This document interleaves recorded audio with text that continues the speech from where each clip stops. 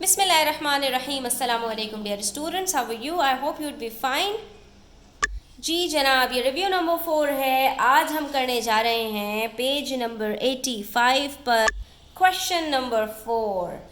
यहाँ पर करना क्या है? मल्टीप्लिकेशन। लेकिन मल्टीप्लिकेशन सिंपल नंबर्स की नहीं है, बल्कि किसकी है? हमारे पास फ्रैक्शंस की। और फ्रैक्शंस की मल्टीप्लिकेशन इंतहाई आसान होती है। क्यों?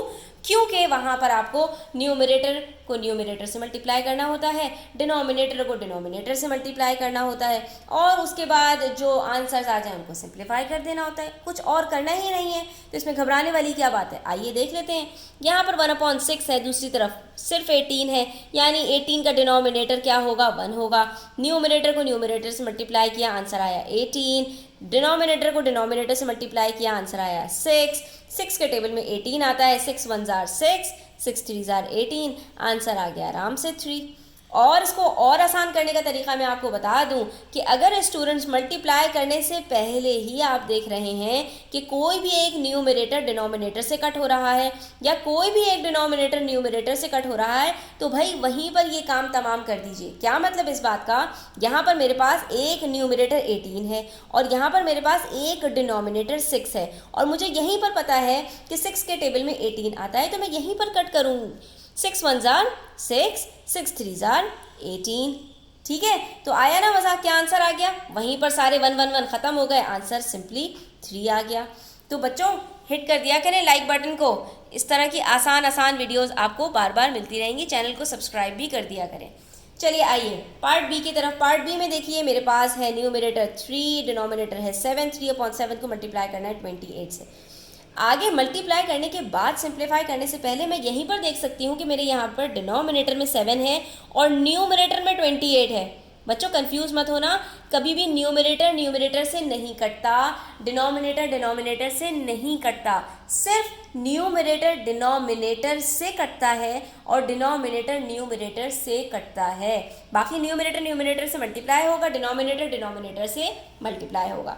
लेकिन यहाँ पर मेरे पास एक न्यूमरेटर 28, दूसरा डिनोमिनेटर 7, तो 7 के टेबल में 28 आता है। 7 1 जार 7, 7 4 जार 28। डिनोमिनेटर में अब कुछ भी नहीं बचा।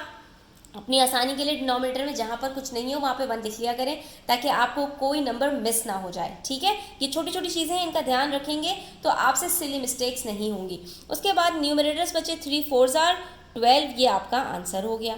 ठीक है, सिंपलेस्ट फॉर्म में आपको अपने आंसर्स देने हैं। पार्ट सी में हमारे पास है 3/2 मल्टीप्लाई बाय 14। तो यहीं पर मैं 2 से 14 को कट कर लेती हूँ। 2 1 जार 2, 2 7 जार 14। अब सिर्फ दोनों न्यूमरेटर्स बचे, इनको आपस में मल्टीप्लाई कर लिया तो आंसर आया 21। इसी तरह से पार्ट डी है 7/5 मल्टीप्लाई बाय 53। लेकिन स्टूडेंट्स यहाँ पर ना 7 के टेबल में 5 आता है, ना 5 के टेबल में 7 आता है, ना 5 के टेबल में 53 आता है। तो कुछ भी कट करने मत बैठ जाइएगा, क्योंकि 5 के टेबल में हर वो नंबर आता है जिसका जो लास्ट डिजिट है उसमें 0 या 5 हो। तो हमें यहाँ से ही पता चल रहा है कि 5 के टेबल में 53 नहीं आता, 55 आता है या 50 आता है। अब क्या करें? अब हमें वही करना पड़ेगा कि 7 को मल्टीप्लाई करेंगे 53 से, और जो आंसर आएगा उसको डिवाइड कर देंगे 7 से। ठीक है, तो सबसे पहले यहाँ पर 7 से मल्टीप्लाई कर लेते हैं 53 को। 7 3 जार 21, 7 5 जार 35, 36 37, 371/5। अगर आप ये फ्रैक्शन में आंसर लिखना चाहते हैं स्टूडेंट्स, तो फ्रैक्शन में इस तरह से भी लिख सकते हैं आप। लेकिन आपको पता है कि हम आंसर इम्प्रॉपर में नहीं लिखते, बल्कि हम हमेशा इसको चेंज कर देते हैं मिक्स नंबर में। तो हम इसको मिक्स नंबर में चेंज कर देते हैं। 5 के टेबल से डिवाइड कीजिए इसको। 5 7 जार 35, उसके बाद 2 बचा, 2 के साथ 1 है। 5 4 जार 20 और 1 आपके पास रिमाइंडर बच गया। ठीक है, तो आप ये कह सकते हैं कि 74 होल नंबर 1/5 है। और अगर आप डेसिमल में आंसर लिखना चाह रहे हैं स्टूडेंट्स, तो ये रिमाइंडर नहीं बनाइए, यहाँ पर पॉइंट लगाइए और इसको 10 बनाइए, और आप इसको 2 से मल्टीप्लाई करके ये ख़त्म कर दीजिए कहानी, यानी कोई रिमाइंडर बचे ही नहीं। तो आपका आंसर या तो 74 होल नंबर 1/5 हो जाएगा, और या 74.2 आपका आंसर हो जाएगा। ठीक है, डेसिमल में भी लिख के मैंने आपको बता दिया, और मैंने आपको इसको मिक्स नंबर में भी बता दिया। अब आपके पास है 2/7 मल्टीप्लाई बाय 1/8।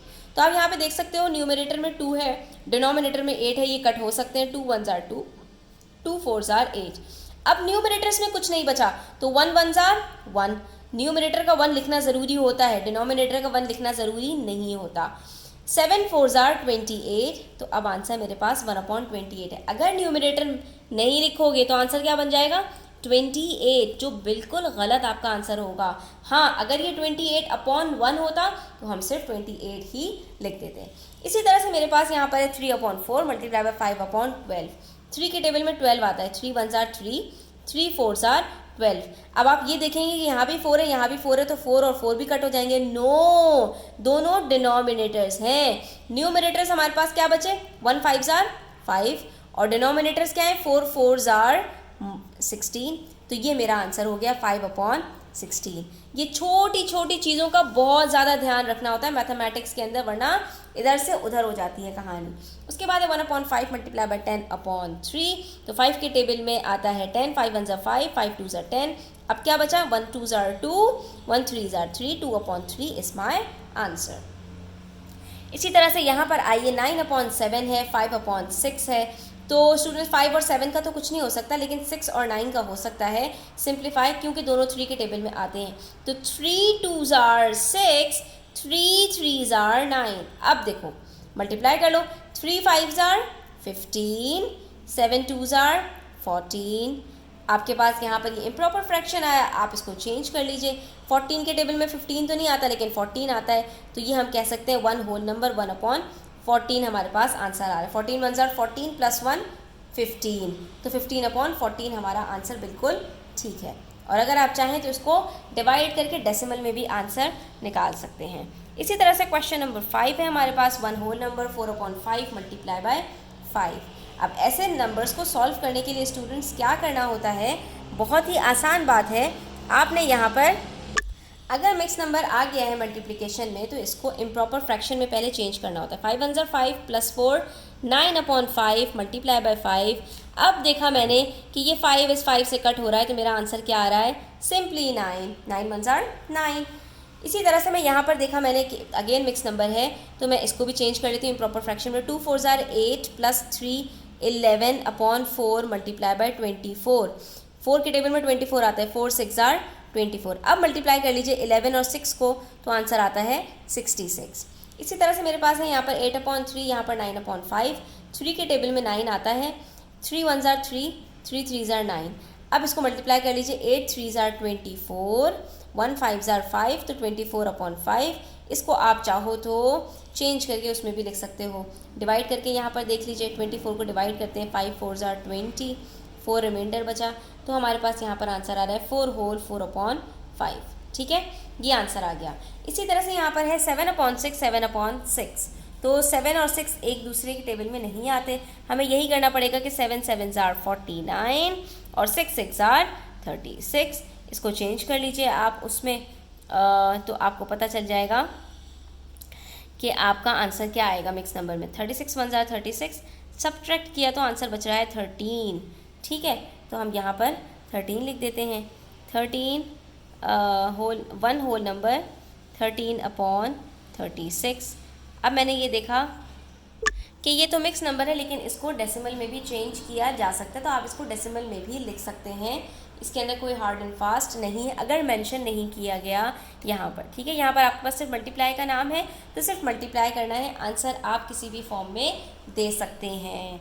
ठीक है स्टूडेंट्स, यहाँ पर आज की वीडियो एंड होती है। आई होप स्टूडेंट्स आपको अच्छी तरह ये सारी चीज़ें समझ में आ गई होंगी।